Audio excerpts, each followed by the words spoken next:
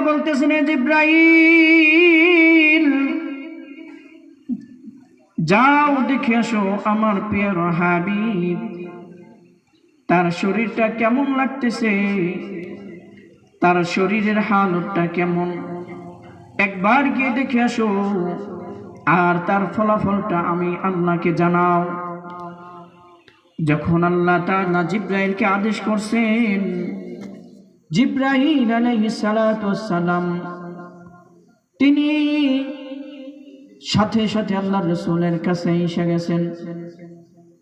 আয়েশা তার দরজার সামনে বসে বলতেছেন, আসসালামু আলাইকুম ওয়া রাহমাতুল্লাহ। নবী ভিতর থেকে জবাব দেন, ওয়া আলাইকুমুস সালাম ওয়া রাহমাতুল্লাহ। সুবহানাল্লাহ। জিব্রাইলকে বলতেছেন, কে আমার দরজার সামনে আসছেন? জিব্রাইল বলতেছেন, আনা জিব্রাইল, আমি জিব্রাইল আলাইহিস সালাম।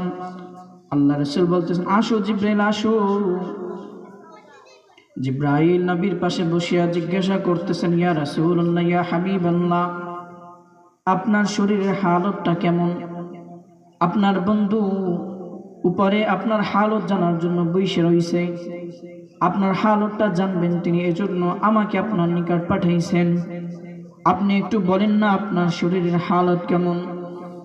আল্লাহ রাসূল বলতেছেন, জিব্রাইল আমার শরীরটা অনেক খারাপ লাগতেছে, অনেক ক্লান্ত লাগতেছে, শরীরটা অনেক স্থির লাগতেছে, তারপরও শুকরিয়া আলহামদুলিল্লাহ। আমরা কয়জনে বলছি? অসুস্থ অবস্থায় বলছি এইভাবে? বলছে যে না অনেক অসুস্থ, ঠিক না? বন্ধু আমার, ভাইরা আমার, আল্লাহ রাসূল সাল্লাল্লাহু আলাইহি সাল্লাম জিব্রাইলকে বলতেছেন, জিব্রাইল আমার শরীরটা খুব ক্লান্ত লাগতেছে, স্থির স্থির লাগতেছে।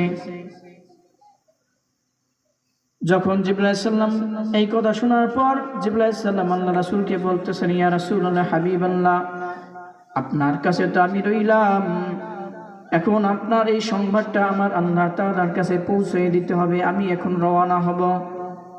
আল্লাহ রাসূল বলতেছেন, ঠিক আছে যান, আপনি যান।